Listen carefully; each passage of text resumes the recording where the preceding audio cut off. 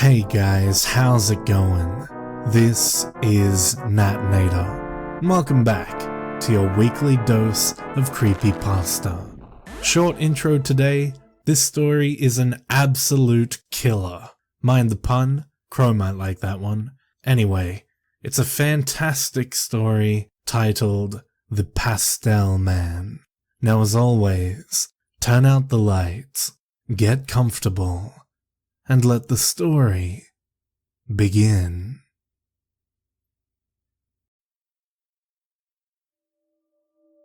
Consider this a warning. In the event it ever comes to you during a moment of weakness, as it did me all those years ago, say no to the Pastel Man. It doesn't matter how much you love the person that it promises to help. Nothing is worth what it wants in return.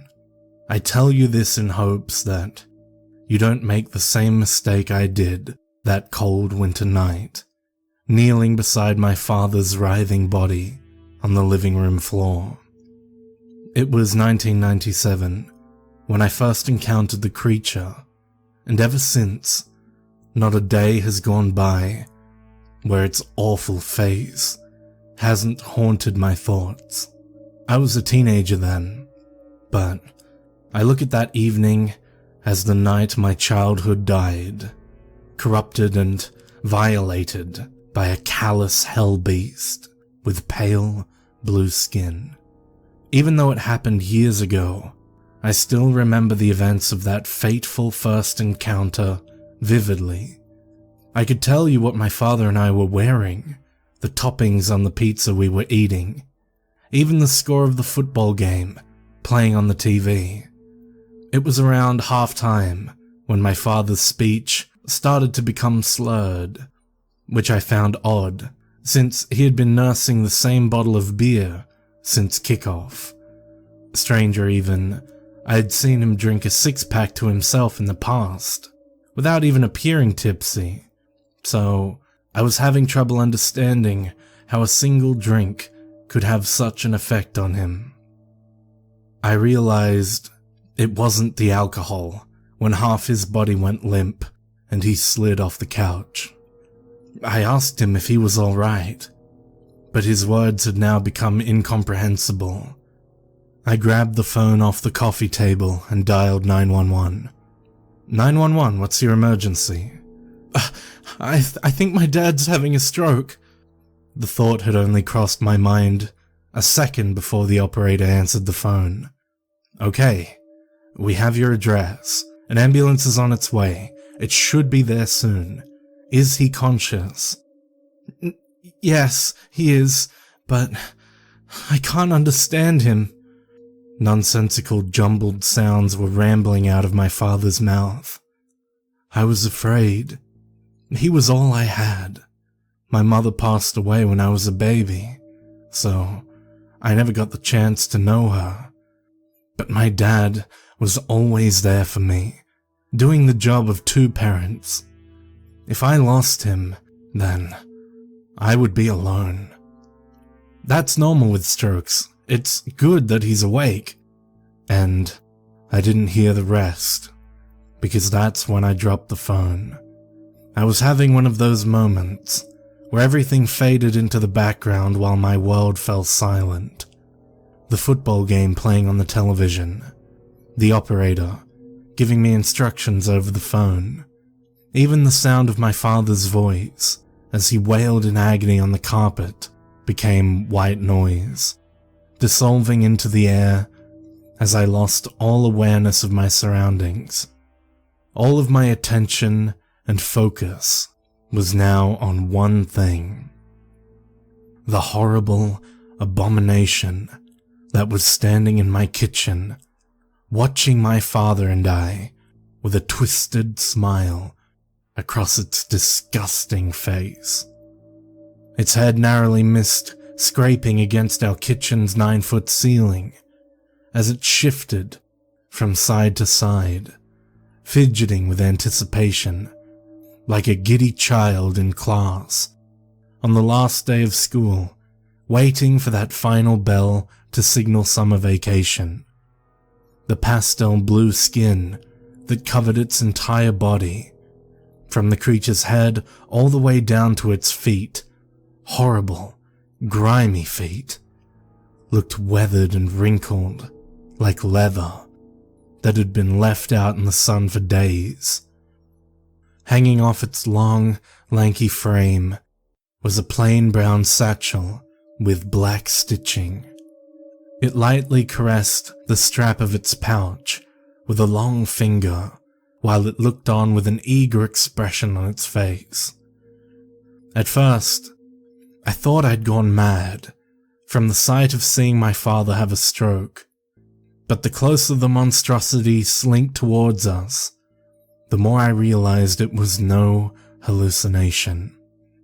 It ducked its head under the light fixture in the living room and stepped a spindly leg over the couch. Though the monstrous freak of nature was clearly bipedal, it had moved down to all fours and appeared to be stalking us, like some wild animal hunting its prey. I should have been terrified, but the horrible smile on its god-awful face made me feel more anger toward the thing than fear. It was as if it was taking pleasure in my father's misery. Closer still it crept, and I grabbed my father's hand out of desperation in some failed attempt to protect him. The creature stopped its phase, mere inches from mine, before shifting its attention to my father. "I can save him, if you'd like." I was taken aback. I had prepared for the terrible thing to take a chunk of flesh out of my neck with its teeth, or slash me across the face with its black crusty nails. But speaking to me was the last thing I expected.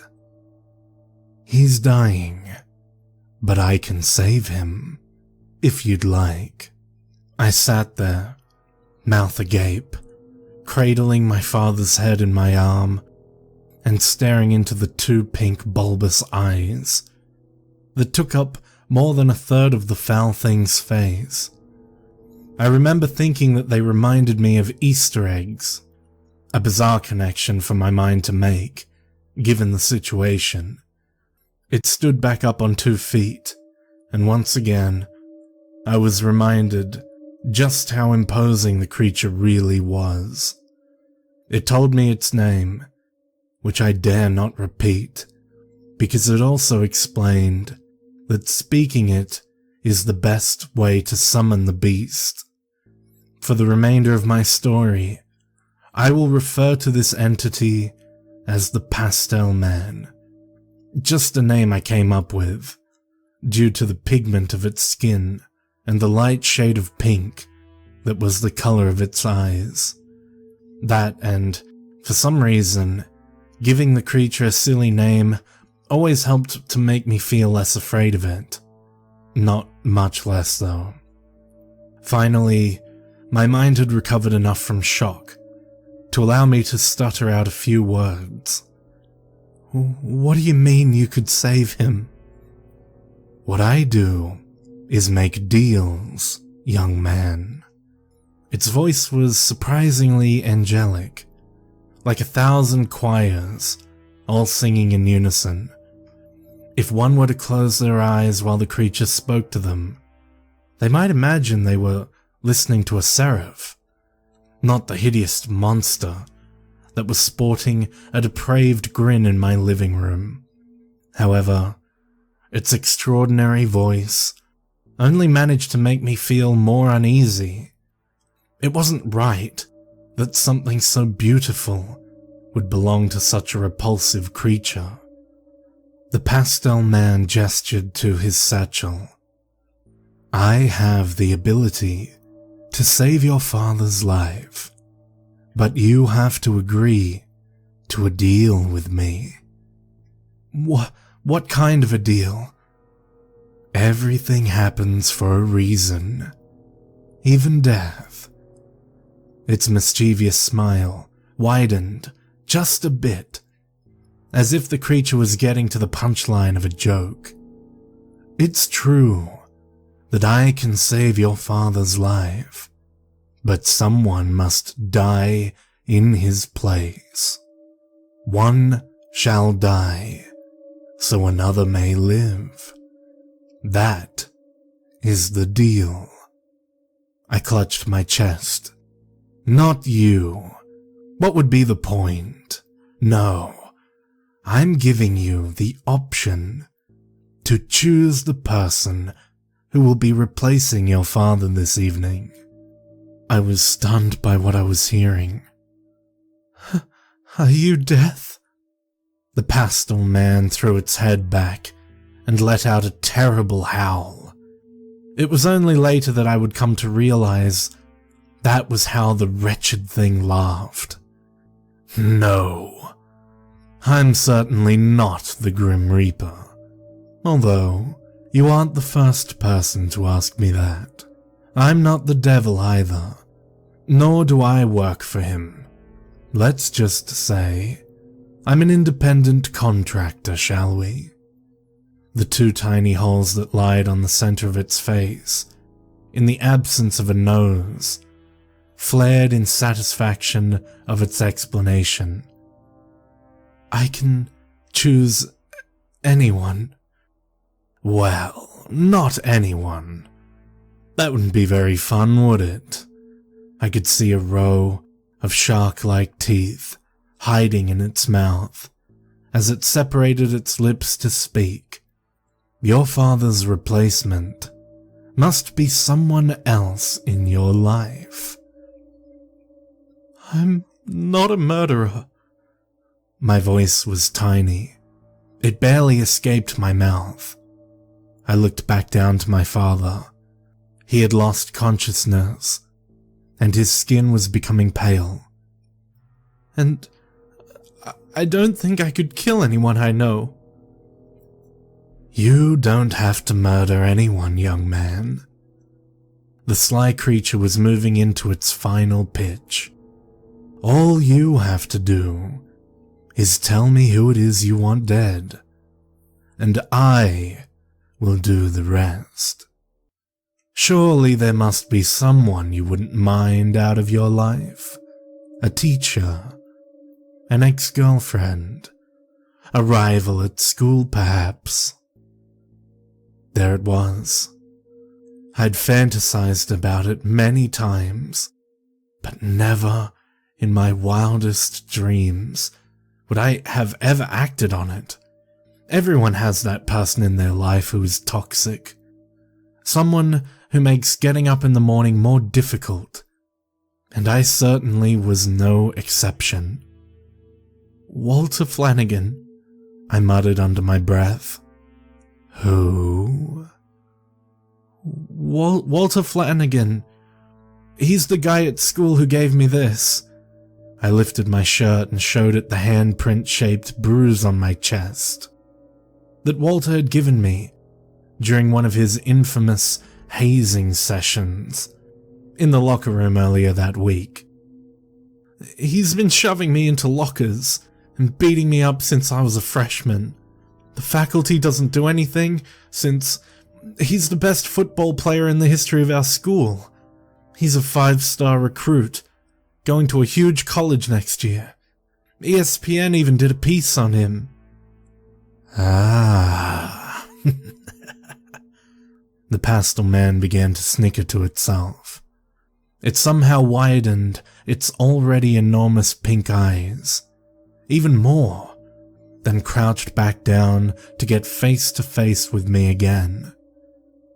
"What fun is being a king without serfs to torment, eh?" "Well, I'm tired of being tormented, so just go and kill him before I change my mind."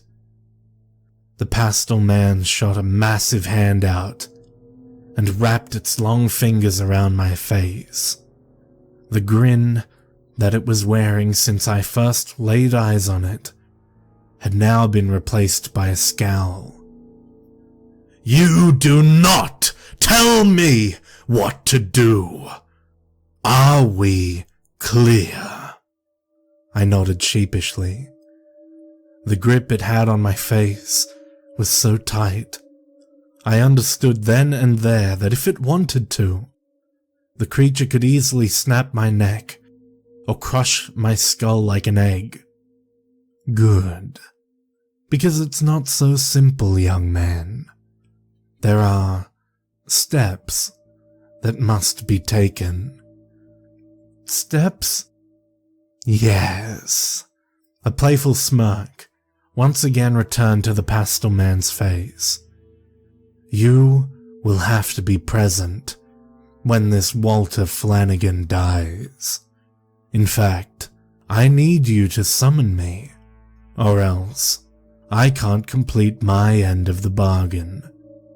Get the boy alone and speak my name.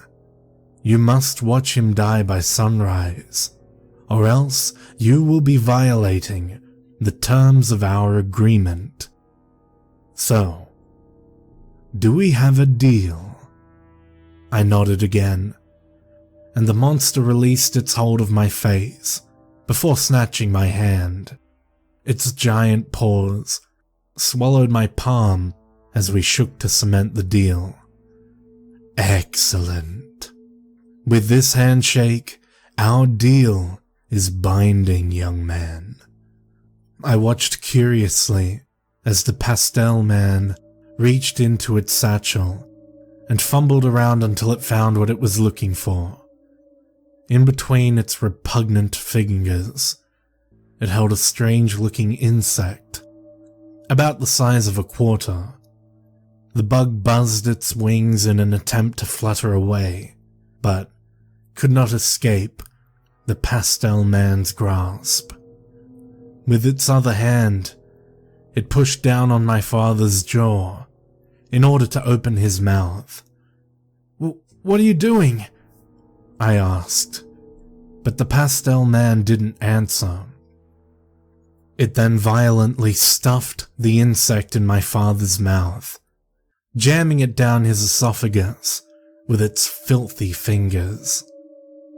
The Pastel Man rose once more to its feet. There. The deed is done. Your father will recover in full. Now, it's your turn. Remember, the boy dies by sunrise, or the deal is off. It turned its back to me and began to slither away. What if I change my mind? I asked. The creature stopped, almost mid-stride, and twisted around. Again, its smile had been supplanted by an awful sneer. I felt even less safe than when it was holding my face in a vice grip earlier. Your father's health has already been restored, so someone must replace him. One must die, so another shall live. That was the deal. If you fail to complete your end of the bargain, then that someone will be you.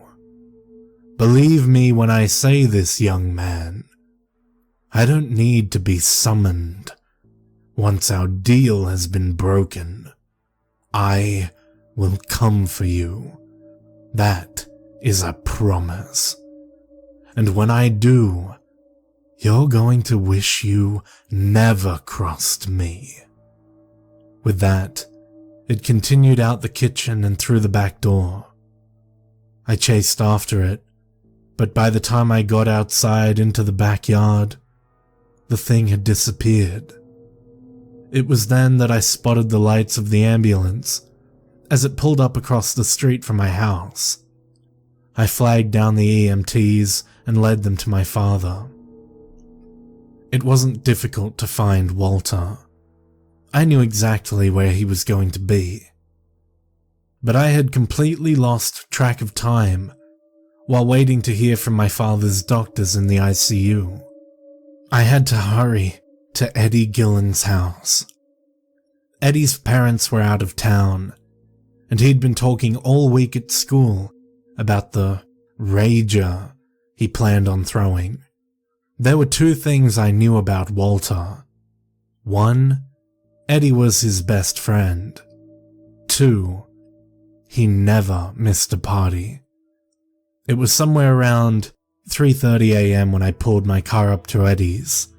I parked a little ways down the street, so I wouldn't be spotted. Because I'd gotten held up at the hospital, I feared that I'd missed my chance to catch Walter. My concerns were alleviated when I saw his raised pickup truck still parked in the driveway. Another thought crossed my mind. What if Walter had gotten too drunk and passed out? I tried to think of a way to get into Eddie's and get Walter alone long enough for the Pastel Man to do whatever it was it had planned. Luckily for me, it wasn't too long before Walter stumbled out of Eddie's front door and climbed into his truck. I let out a sigh, having just escaped a potentially challenging problem. He pulled out and I followed behind, staying far enough away so that I wouldn't tip him off. He was drunk. Even from the distance I was tailing him, I could see his truck swerving in and out of its lane.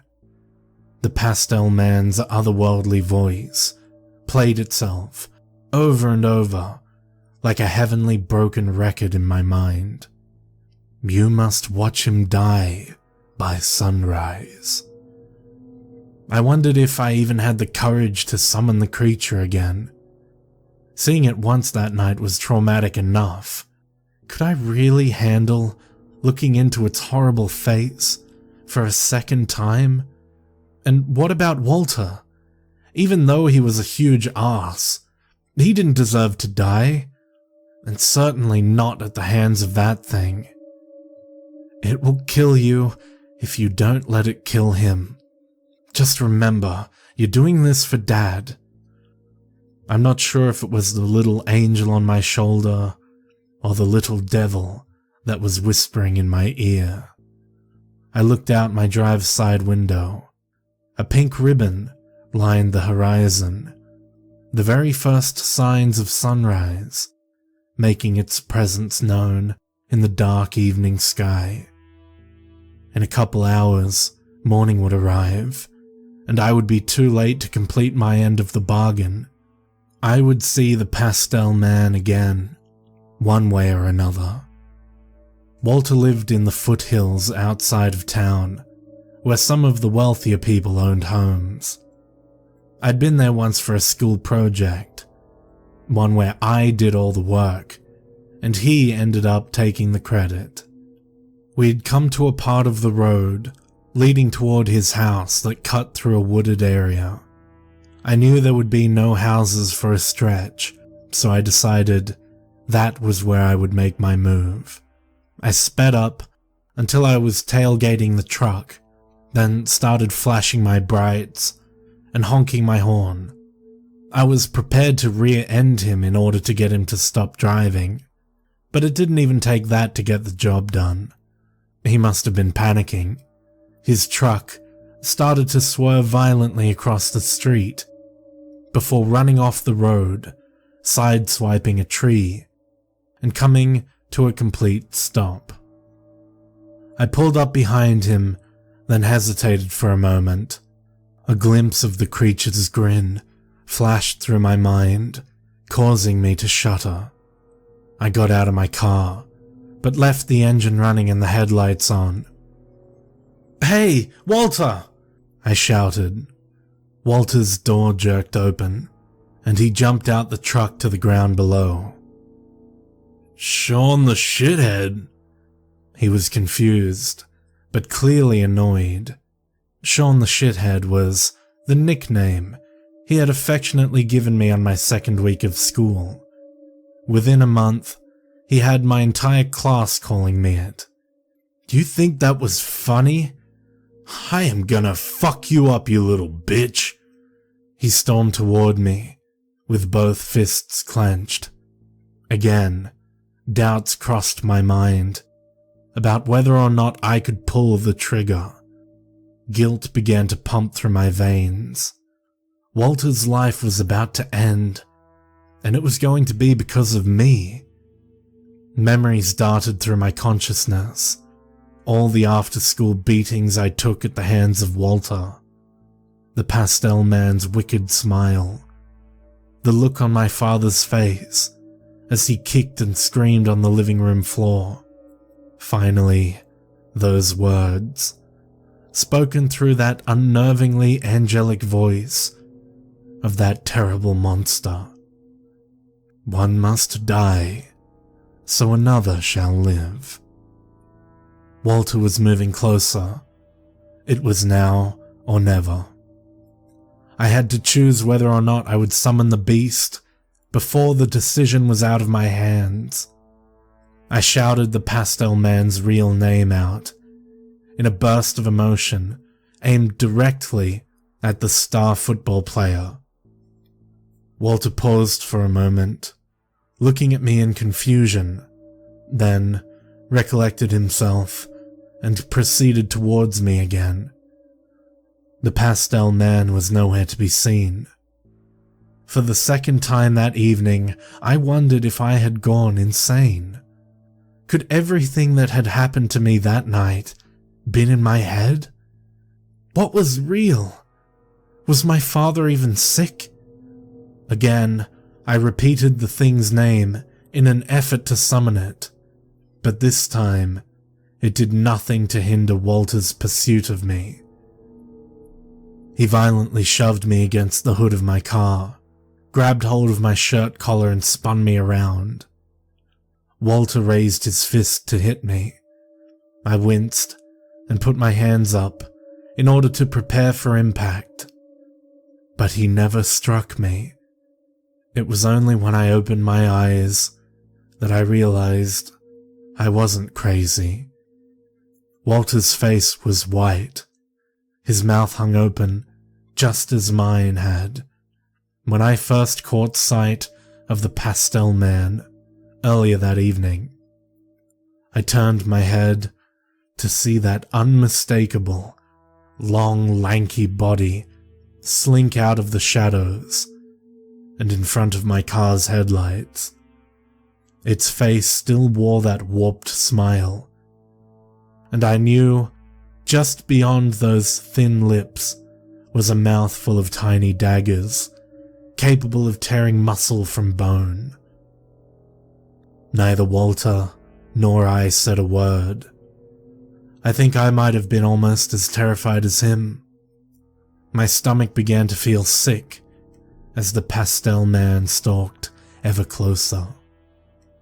I didn't look at Walter's face. How could I?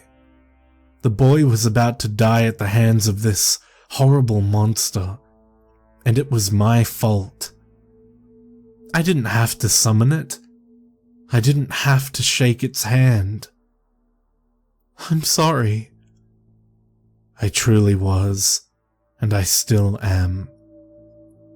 I hadn't taken my eyes off the Pastel Man, but I think it had more to do with not being able to look Walter in the face than fear for my life. Walter said nothing. My car's headlights fell on the creature's face, and now we could both see it clearly. The Pastel Man's large pink eyes seemed to glow bright in the light of the headlamps.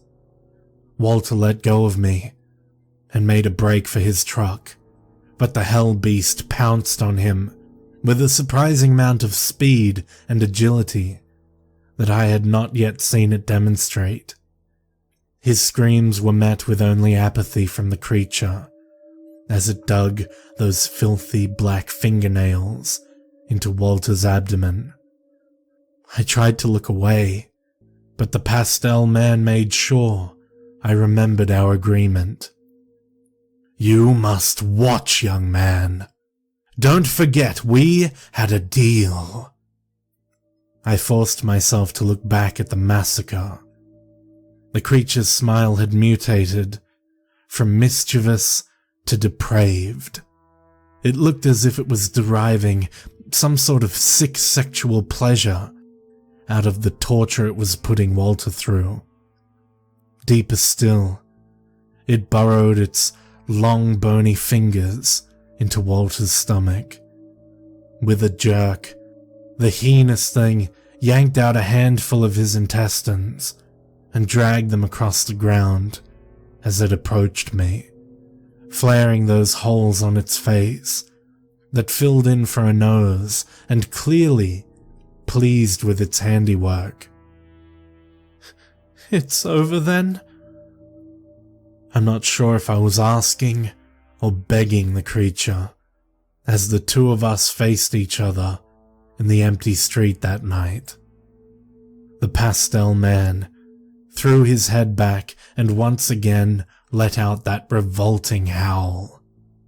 Over? We're just getting started. It headed back over towards Walter, who at this point was crawling along the ground, still trying to get to his truck, while his innards trailed behind him. The Pastel Man cut him off and snatched him off the asphalt, easily lifting him by the head with one hand. It toyed with him for a bit, forcing Walter to look into its hideous face. With its free hand, the creature reached into its satchel and pulled out a much bigger insect this time. It was different than the one my father had unknowingly ingested, both in size and in appearance. If the bug that the creature jammed down my father's mouth was the size of a quarter, then this one must have been as large as a golf ball. It was slimy. The mucus-like membrane that encased its body glistened in my car's headlights. The Pastel Man dangled the nasty bug in front of Walter's face for a few seconds. "Now, be a good boy and open your mouth," Walter screamed. That gave the blue beast the opening it needed. It thrust the slimy insect in his mouth and past his tonsils with its filthy fingers. I watched on as Walter gagged, presumably on the oversized maggot, as it made its way down his throat. Soon, he began to turn blue. I could tell he was choking to death, and even though I wanted to save him, there was nothing I could do. A minute later, and the Pastel Man dropped his lifeless body to the ground. It examined the carnage for a moment, pondering over it, as if it was a masterpiece in an art gallery. Then, the demon turned away, retreating back toward the shadows, and disappeared into the night, without saying a word. I stood there in the road, looking at the scene, and still feeling sick to my stomach from what I just witnessed. I don't know what I expected to happen after the deed was done. There was no explosion, no brilliant light show where I would watch Walter's soul either drag down to hell or ascend upward toward the heavens. Just a dead boy in the road. A dead boy and his murderer. The Pastel Man was the gun, but I pulled the trigger. In a way, there were two dead boys in the road that evening. I knew that I didn't have time to dawdle. At any moment, a car could have come driving down the street and find me standing in the middle of that massacre. I sprinted back to my car and sped down the street toward town. The coroner attributed Walter's death to a drinking and driving accident, although there was understandably a lot of suspicion regarding the odd circumstances surrounding his demise. The autopsy revealed no evidence of the slimy bug that the Pastel Man had placed in Walter's throat. The town was devastated, I remember a candlelight vigil was held in his honor. A couple of big news outlets covered his death. Because of Walter's status as an elite college football recruit, my father made a full recovery, and just a couple days after his stroke, was released from the hospital. I would go on to graduate high school and meet the love of my life the very first semester at my university. Her name was Diana, and she was the most beautiful girl I had ever seen. We married shortly after college, settled down, and had a wonderful boy named Matthew. However, I never forgot the hand I played in Walter's death. I have carried that guilt with me since the events of that night. No matter how much I wanted to, I couldn't forget. The Pastel Man wouldn't let me.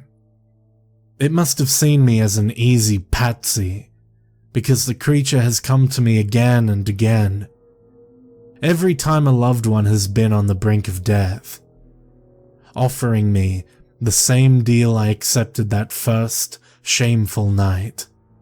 Though the creature had been persistent in its pursuit of bloodlust, the image of Walter's gruesome death never left my mind and gave me the strength to say no to its propositions.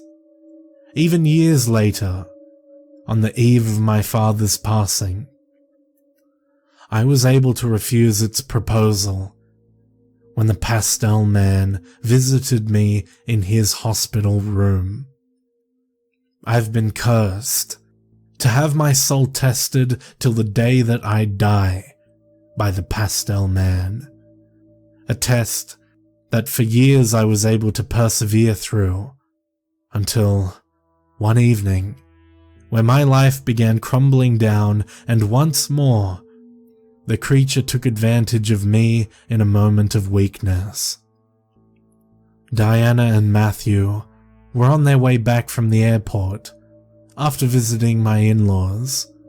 I was swamped at work, had to pull an all-nighter in order to finish a project by its deadline, so my wife hailed a taxi rather than ask me to pick them up. It was around midnight, and I was alone in the office when I got a call from the police department. They told me a drunk driver had collided with their cab on the highway coming back from the airport. My wife and the cabbie were killed on impact, and my son was in critical condition. I sat there at my desk, unable to move or formulate a coherent thought. It was then that I realized I wasn't by myself in the office anymore. Perched atop my boss's desk was the Pastel Man, that abhorrent smile still painted across its nasty wrinkled face. It didn't need to make an offer.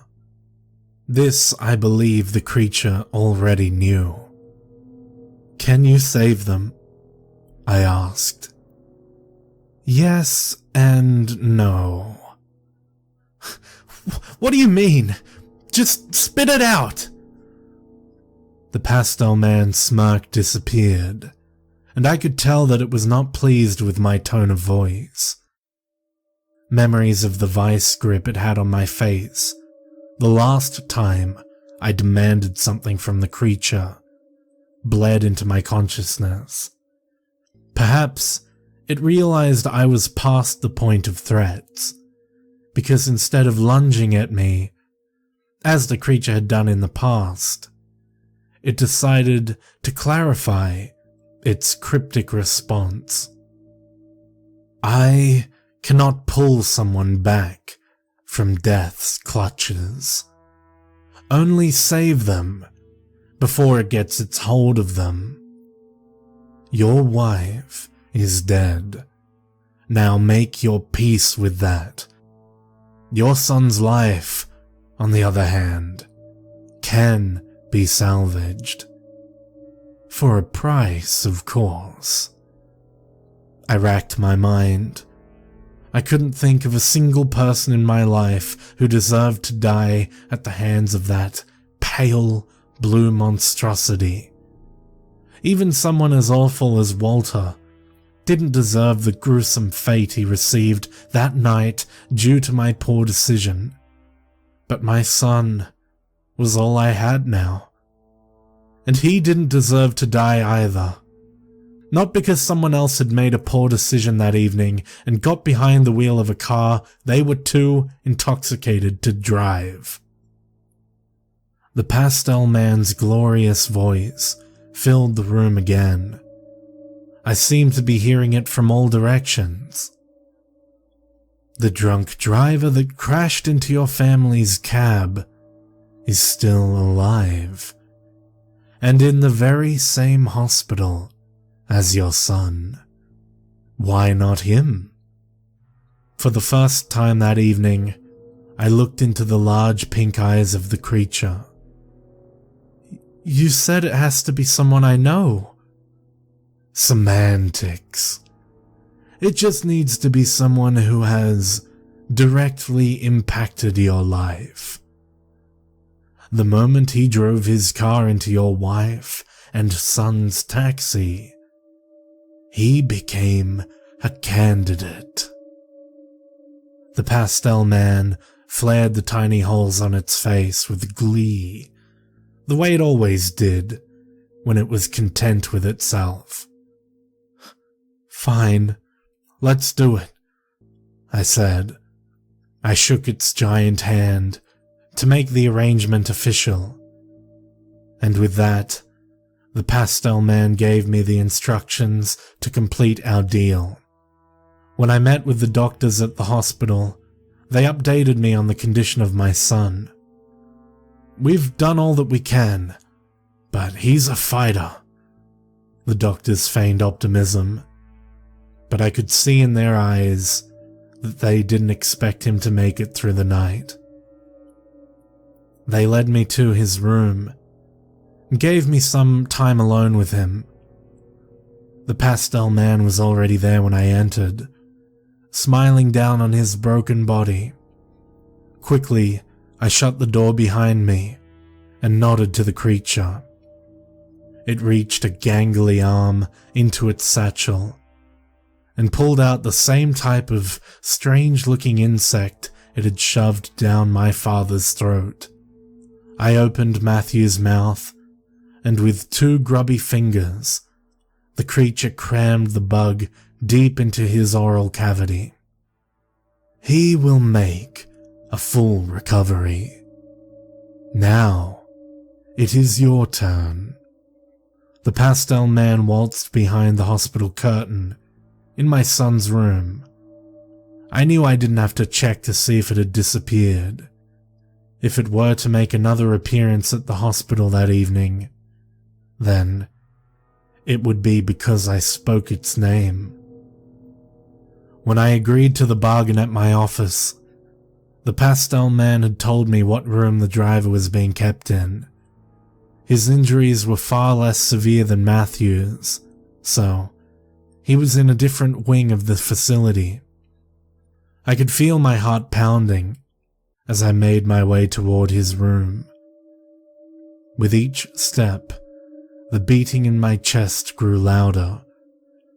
Already that same feeling of guilt I'd felt while I looked down at Walter's corpse, lying in the middle of the road, washed over me. I was about to take another person's life. Who was I to decide whether someone deserved to live or die? I felt just as ugly and horrible as the Pastel Man looked. Maybe I didn't have pointed teeth or wrinkly blue skin, but if I knew that if I went through with our deal, then I was just as big of a monster as it was. I stepped as stealthily as possible through the door, hoping no one would notice me sneak in. As I looked down at the face of the driver lying unconscious in his bed, I instantly felt that familiar sickness in my stomach. He was a boy, no older than Walter, the night the Pastel Man and myself unfairly snuffed out his life before it truly had a chance to shine. Walter could have become someone different when he matured, someone capable of doing real good in this world. But he was never given the opportunity. This driver was just a stupid teenager who made a mistake, one that he'd never get the chance to atone for. I saw Walter in the boy's face, and my stomach began to churn more. I tried to call out the Pastel Man's name, but couldn't. Perhaps that little angel on my shoulder wouldn't allow me. I would not be responsible for the death of another boy. Not this time. I refused to pull that trigger. I walked out of his room and didn't look back. I spent the rest of the evening sitting next to my son's bed. The first few rays of morning sunlight snuck into Matthew's hospital room and caught my attention. I peeked out through the blinds and watched the sun rise for the first time since the night Walter died. It was beautiful. The pink ribbon that lined the horizon had bled into the sky, creating a dazzling purple hue. I had my light show, and it was spectacular. I broke my deal with the Pastel Man, and in doing so, my fate now rests in its filthy hands. Hands that it likely plans on burying into my abdomen. On the plus side, my son will recover in full. It'll be hard for him growing up without his parents, but he's always been close with his aunt. My wife's sister is a wonderful woman with a caring family. She's his legal godmother, and promised us the day he was born that she would be there for him. Her husband does well for himself, and they've never had a problem with money. The life insurance policy Diana and I took out, combined with the money we'd been putting away for Matthew to go to college, will ensure that there should be no financial issues while he's under their care. It's only a matter of time before the Pastel Man comes for me. I have accepted that my death is near, but I'm not scared. In a way, I look forward to it. It's almost as if the boy that died within me on that terrible night has been given another chance. When I die, all the guilt and hate that I've had for myself dies with me, wiped away, so that my soul can cross over to a new plane of existence, pure and innocent, the way it was before I ever met that monster. One must die, so another shall live. That's what the Pastel Man said.